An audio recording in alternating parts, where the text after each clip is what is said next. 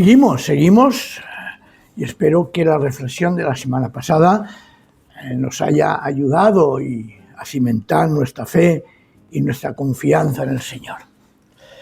Jesús ya había muerto. Y dice el texto en Lucas 23, 50 en adelante, que había un hombre bueno y justo llamado José, que era miembro del consejo, pero que no había prestado su conformidad al acuerdo y la actitud de sus colegas. Era natural de Arimatea, un pueblo de Judea, y esperaba el reino de Dios. Este José se presentó a Pilato y le pidió el cuerpo de Jesús. Después lo bajó de la cruz, lo envolvió en un lienzo y lo depositó en un sepulcro excavado en la roca, donde aún no había sido puesto nadie. Era el día de la preparación para el día festivo, para el sábado, que ya estaba comenzando. Las mujeres que habían acompañado a Jesús desde Galilea fueron detrás al sepulcro y vieron cómo su cuerpo quedaba depositado allí. Luego se volvieron a casa y prepararon perfumes y ungüentos.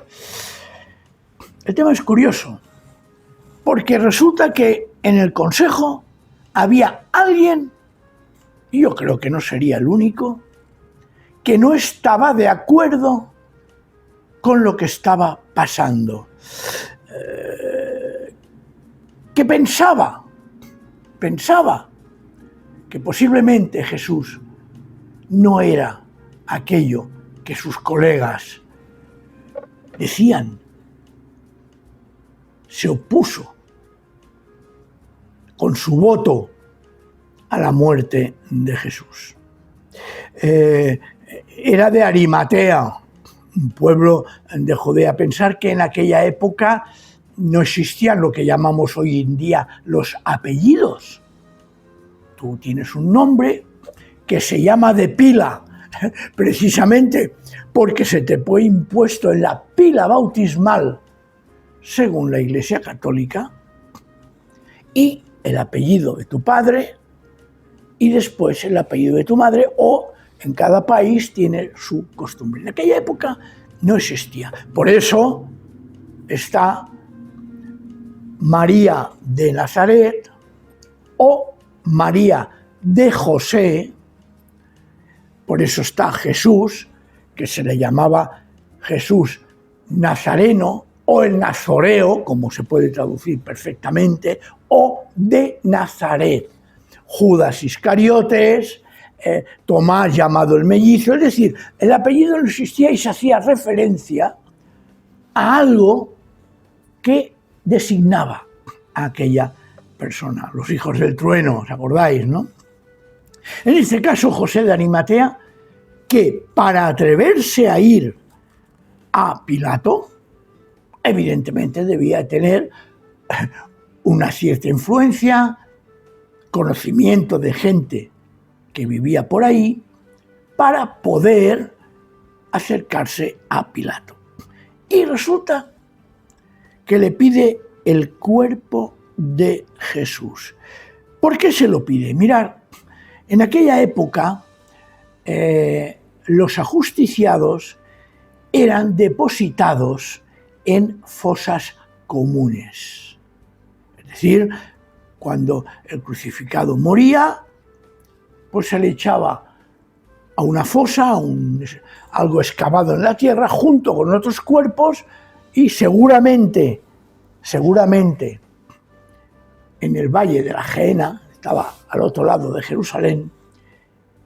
Pero a Jesús, por quien era, por los conocimientos que tenía él de gente que le rodeaba, este José de Arimatea piensa, no, Jesús no puede ir a una fosa común. ¿Qué sucede entonces? Pues que como tenía personas de cierta influencia, este José de Arimatea se atreve a pedir su cuerpo para enterrarlo en su sepulcro, donde se nos dice aquí que no había ningún cuerpo, ni había estado nadie. Lo baja de la cruz, lo envuelve en un lienzo y yo me imagino con una especie de procesión lo llevan hasta el sepulcro y lo depositan allí. ¿Qué pasa? Pues que era día de la preparación para el sábado. Entonces, ¿qué sucede? Que aquí dice que ya estaba comenzando, porque sabéis que para los judíos, incluso hoy en día, el día es del inicio de la noche, oscuridad, hasta el amanecer. Y ahí empieza el día del sábado. Es decir, si hoy, por ejemplo, son las 6 de la tarde o 7 de la tarde y empieza a oscurecer, es el inicio de mañana ya. Eso era una costumbre que, basándose en Génesis, en los días de la creación, ellos tomaron. Y entonces lo interpretaban y lo hacían así. Claro, al ser día de reposo, pues no podían hacer según qué trabajos. Y entonces dejan el cadáver de Jesús hasta el primer día de la semana, que es nuestro domingo. Domingo es una palabra que ya miraremos de descifrar.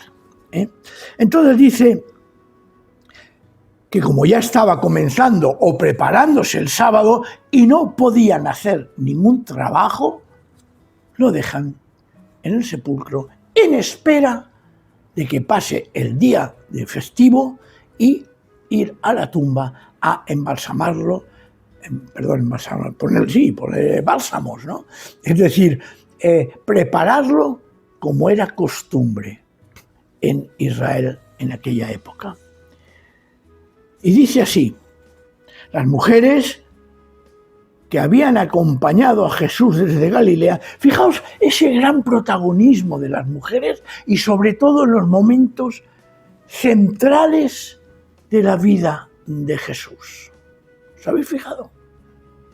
Aparecen en la cruz, aparecen en el sepulcro y aparecerán de forma extraordinaria y tremendamente golpeante, porque fueron ellas, y concretamente María Magdalena, a pesar que diga Pablo en 1 Corintios 15 que el primero a quien se apareció fueron los apóstoles y a Pedro, es a María Magdalena a quien se le aparece primero. Pero no solamente estaba ella, habían otras mujeres que la estaban acompañando. Claro, ¿qué sucede? Se fijan donde pone el cuerpo de Jesús. Lo tienen bien grabado en su mente. ¿Por qué? Porque han de volver a prepararlo para una sepultura digna. Fijaos que las palabras de que al tercer día resucitaré no les acaba de entrar en su mente. Y dice el texto que luego se volvieron a casa y prepararon perfumes e ungüentos. Curiosamente, en nuestros evangelios nos habla que hubo una especie de revuelo. Claro, cuidado, que los discípulos dijeron que al tercer día resucitaría. No vaya a ser que vengan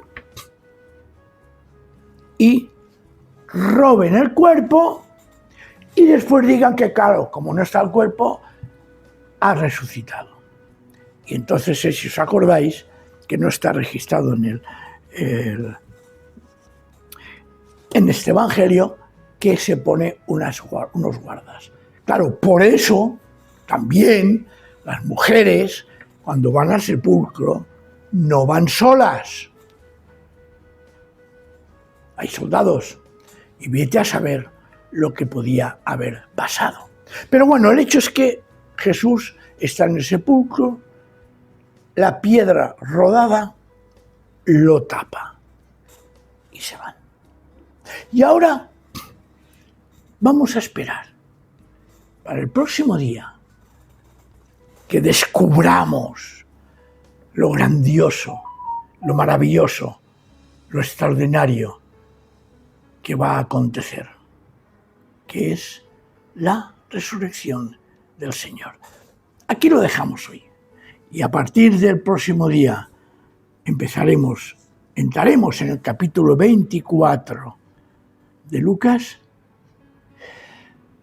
para ver,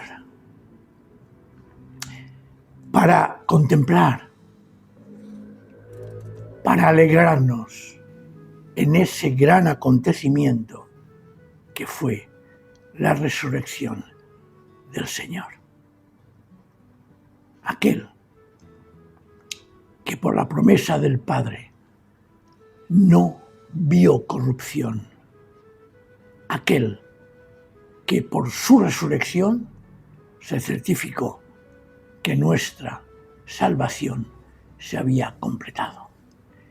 Que el Señor nos bendiga. Y si te ha agradado, pon un me gusta. Y si quieres, suscríbete. Lo he dicho más de una vez.